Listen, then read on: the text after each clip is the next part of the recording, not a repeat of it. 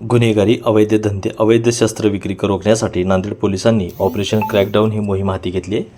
या मोहिमेअंतर्गत नांदेडच्या स्थानिक गुन्हे शाखेच्या पथकाने मोठा शस्त्रसाठा जप्त केला आहे। नांदेड शहरातील वजीराबाद पोलीस ठाण्याच्या हद्दीतील सालाना शॉपिंग प्लाझा येथील एका दुकानात शस्त्रसाठा असल्याची गोपनीय माहिती एलसीबीला मिळाली। त्यानुसार सालाना शॉपिंग प्लाझा येथील दुकान नंबर 8 येथे एलसीबीने छापा टाकला। पोलिसांना पाहून दुकान मालक रणजित सिंग सरदार हा पळून गेला, तर पोलिसांनी दुकानाची झडती घेतली तेव्हा पोलिसांना मोठा शस्त्रसाठा आढळून आला। यात 470 तलवारी, 209 खंजीर आणि चाकू, 24 पंच असे एकूण 703 शस्त्रे पोलिसांनी आढळले। त्याची किंमत 14 लाख रुपये असल्याची माहिती पोलिसांनी सांगितली।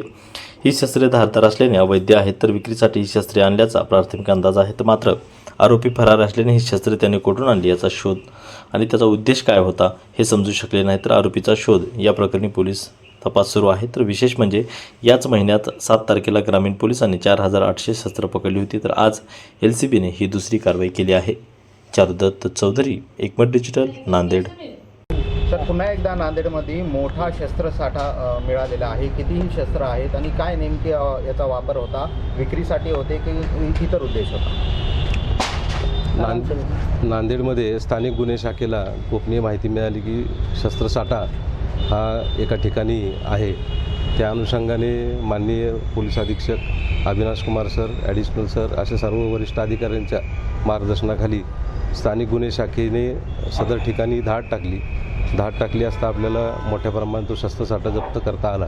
साधारण त्याच्यामध्ये 700पेक्षा जास्त शस्त्र असून त्याची किंमत 14 लाखापेक्षा जास्त आहे। सदरची कारवाई ही ऑपरेशन क्रॅकडाऊन अंतर्गत समूळ शस्त्र सप्लाय करणे, त्याचा विक्री करणे, याच्या मुळापर्यंत जाण्याच्या अनुषंगाने करण्यात आलेली आहे।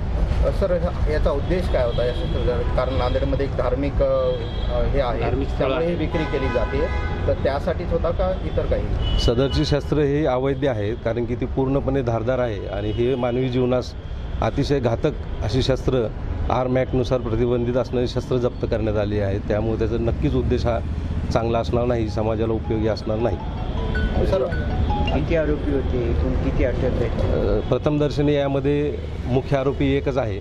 त्याच्यानंतर इतर आरोपी तपासादरम्यान आपल्याला निष्पन्न करून त्यांना देखील ताब्यात घेण्याची प्रक्रिया सुरू आहे। बरं, ही कारवाई तुम्ही कोण्या भागात केलेली आहे? सदरची कारवाई ही वजीराबाद पोलीस स्टेशनच्या हद्दीमध्ये करण्यात आलेली आहे।